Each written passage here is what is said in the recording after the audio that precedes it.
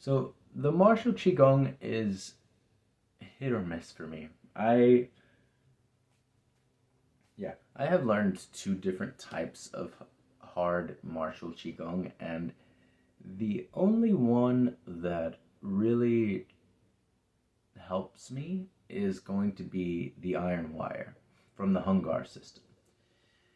And keep in mind, this is breathing exercises, and the intended purpose of these exercises is not to help you derive martial arts techniques, but strength as it pertains to martial arts. So the iron wire is a lot of dynamic tension exercises coupled with exercises that are believed to stimulate the organs. And for me, the exercises that are believed to stimulate the organs are more about reducing muscle tension. Because as a dynamic tension exercise, you're super tense all the way through, that when you get to a part where you're breathing, you're forcing your body to chill. You're giving your body a chance to relax. And I am of the mindset that given that you're super tense and strength based the whole time, that probably does create some stress on your organs. And taking a second to relax and breathe and kind of focus on giving your body a break so that you can continue on to the end of the set is important, especially because you don't want to overstrain yourself. So with the iron wire, the benefit that I truly have felt is increased strength naturally and increased connection to my body. And that iron wire is a full body workout. You should be grabbing onto the floor, pressing and feeling that tension in your legs, tensing your abdominal muscles as you move, straining your upper body from your core, your chest, your arms, every muscle, every fiber of your being. You should be strained for certain movements. And then there are other movements that, are promoting flexibility, right? You're being all this tense and then you're breaking from that pattern. You're stretching out, you are doing breathing exercises that serve a similar function to the exercises prior. So that exercise I spoke about earlier for the lungs, iron wire does the same thing. Where you'll to clear out your lungs. Now, sound, right? We're gonna double back a little bit. Everything has its own vibrational frequency. That much is evidence-based, but the sounds that we make are believed to have a certain vibration that resonates with certain organs. So, like that sound, the creators of these practices believed that this sound resonates with your liver, with your kidney. That sound. I don't know that it's the sound per se, but that action is clearly clearing out your lungs. There are other sounds in the iron wire, like the that are believed to massage the organs because of the nature of the vibration, and that sound should be coming from like your stomach, a low, like, I guess one might say, a guttural growl. So it depends on the exercise and the movement, and the sound that you make is either going to be a direct function like that breathing out, or the sound to massage your organs. But there's a little bit of give and take there. There are other sounds that I don't understand, and I don't necessarily do them because I wasn't really, my Sifu didn't instruct me to do certain things, but I've seen like they'll do the and then I don't know what that sound is for. I don't know what the function is. I can't even theorize a function for that sound. There are other movements where you're like, and I'm like, I don't know what that sound is for. I don't know what the theory behind it is. So some of it I usually just ignore if I can't make sense of it, and it's just like, for the Hua Shan Pai with the tss, that is how we're exhaling. So it has to be done. But with the iron wire and that like sound, I just exhale like I would the rest of the form. So I'll just the whole way through. But there are certain sounds like the little sound here or the exhale for these movements here that I can feel the benefit from. The next Qigong, I don't practice at all. I used to, and I just don't get it.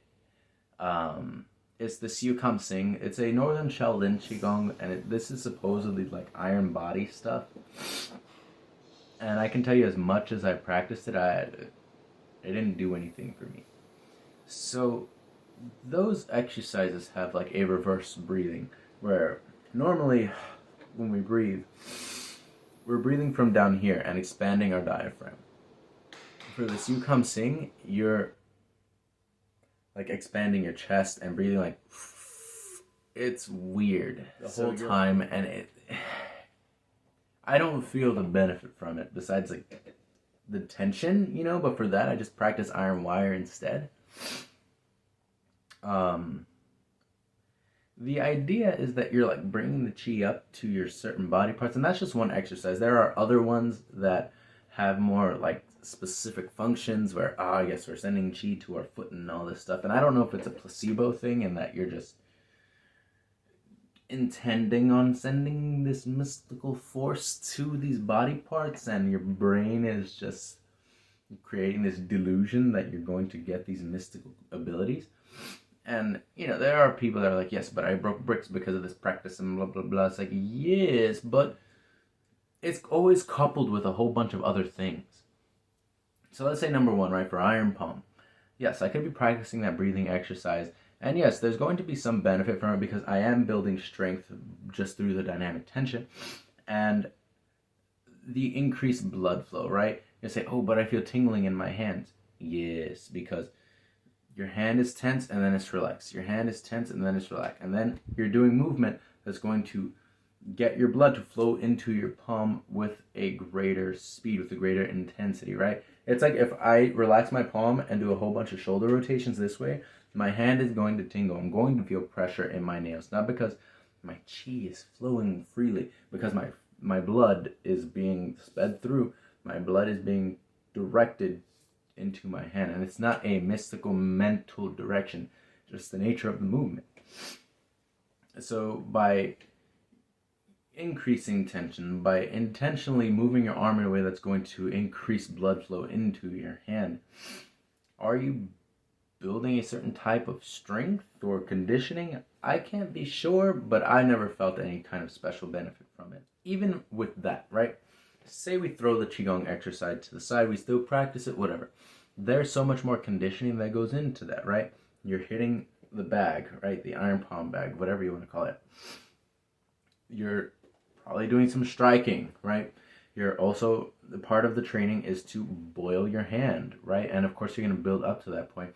But essentially what you're doing is you're strengthening your hand to the point where you're deadening the nerves or reducing the sensitivity of the nerves. So once you do all of that, it's like, what really got me to where I need to be? Is it the consistency of hitting the bag and boiling my hand and doing all of these little training exercises, spearing the little beans or the rocks, however you've progressed, right? Or is it the breathing? Perhaps it's a combination of both, but from my experience, the breathing exercises have never helped me to feel like I have the magic hand, I have the iron fist. Like I never got that from the Qigong exercises. This is why I've taken a deeper look into these exercises. When I get the question from a student of how does this work? Why does it work? And I can't answer that, I don't want to teach it, because the how and why of a traditional martial art are so important. Especially because we are always under this kind of scrutiny that we're not practical or viable. And by being a proponent of Kung Fu, I have to be conscientious of what I'm promoting and how I'm promoting it. Because I don't want to be this guy that's like, oh yes, I'm a great fighter and I can iron smack the shit out of somebody.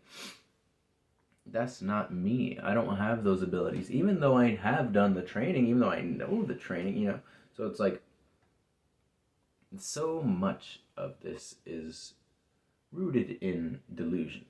And there is always going to be a functional explanation for certain things, or a realistic explanation outside the realm of mysticism. So, when we talk about things like Qi and Qi Gong, there's always going to be that element of mysticism, because the way things were created back in the day, people didn't have that scientific understanding of how the body works, right? If I'm connecting my punch from my feet to my hand, I'm not sending chi to my hand. I'm not sending an invisible force into my hand. My body's just working as a unit and increasing the amount of force because it's being driven from bottom to top. It's not about pulling the chi from the ground and the dirt and the earth and giving somebody the falcon punch. I am connecting with my body to maximize the amount of force that I can exert. So it's like taking a look at the old school explanations of things and bringing it into reality. And like I said, some of it is hard to justify because I have not done the research. I also do not have the technology and resources to conduct experiments and figure out the validity of certain things. But there are things that I have felt, there are things that I have experienced that have allowed me to believe that a lot of these theories and tools have a sound base in this technical reality, whereas the idea of sending this mystical force to certain parts of my body is not founded. It's not provable. And if something is testable, right? So if that third exercise for the Hua Shan Pai Qi Gong for the heart, I can say, all right, when I do it, I feel my heart racing, I feel my energy flowing, I don't feel severely out of breath even though my heart is racing. So my hypothesis is, if I practice this exercise correctly, it will benefit my heart because when I've done it in the past, it stimulates my heart. The experiment is going to be, if I teach this to my students, they should have a similar, if not the same exact outcome as I have. And the theory is that it should improve their cardiovascular function. Now, how is that testable? If I have a student with a heart condition and they practice this exercise and they go back to their doctor to get reevaluated on that heart condition, if it has improved to some degree, then I have found that this exercise works for the heart.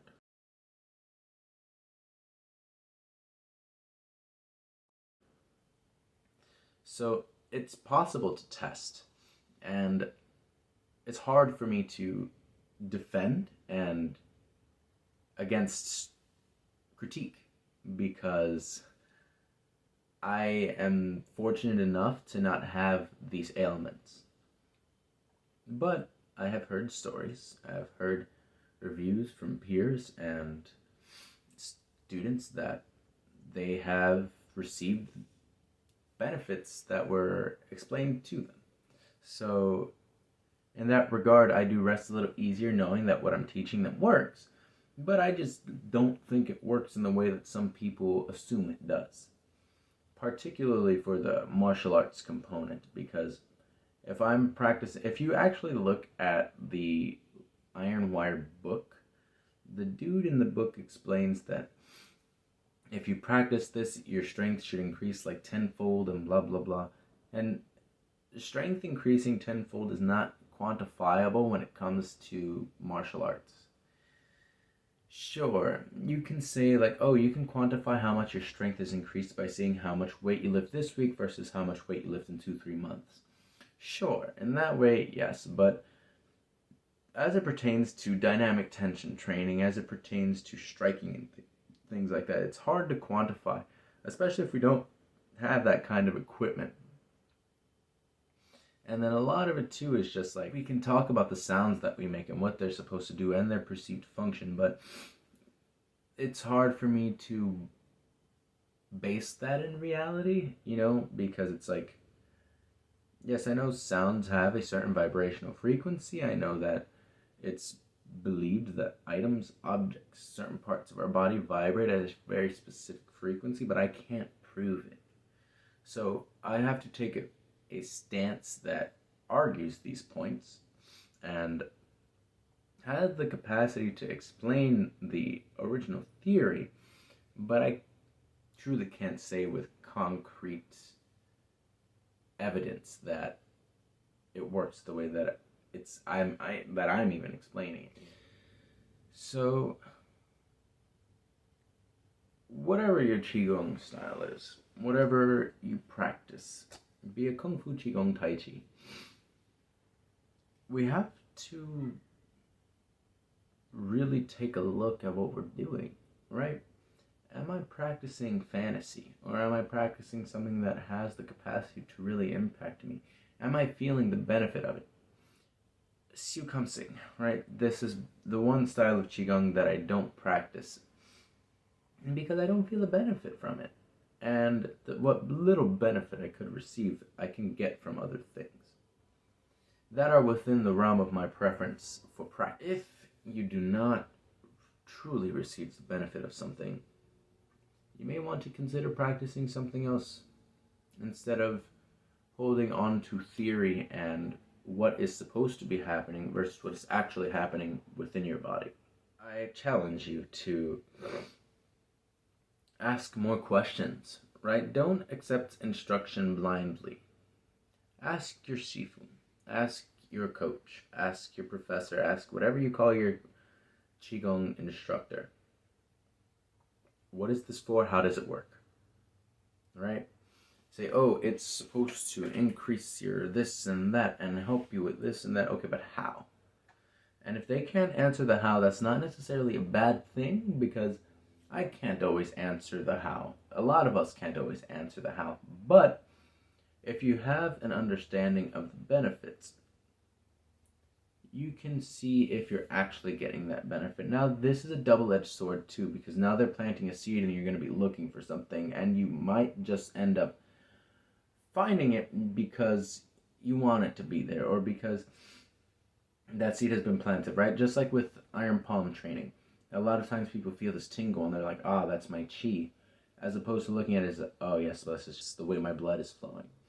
I'm creating tension, reducing blood flow, then I'm increasing blood flow and moving my hand in a way that's manipulating every part of my hand. The muscles, I'm creating tension in the muscles, then I'm relaxing the muscles in my hand. So all of that is going to have an effect on how your hands feel.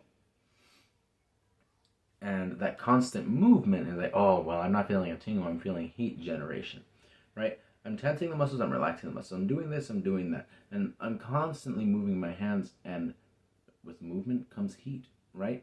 Everything's moving together. You're going to generate heat that way. So, it's like when I'm working out and I feel hot, like my body is steaming. Yes, of course, because everything is moving. All my muscles are moving. I'm sweating. My body's generating heat. It's that simple. I don't believe that there's a mystical component to it.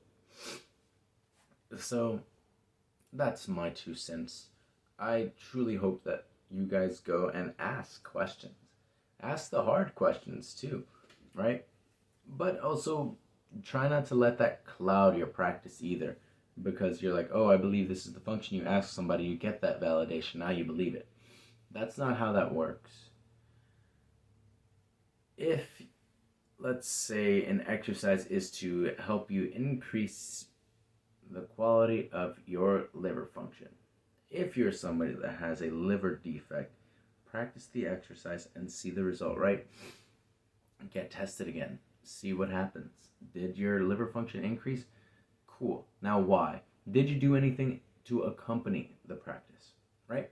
If I'm doing an exercise that benefits my liver, but I'm changing my diet, but I'm changing my medication or adding medication, all of those things play a part.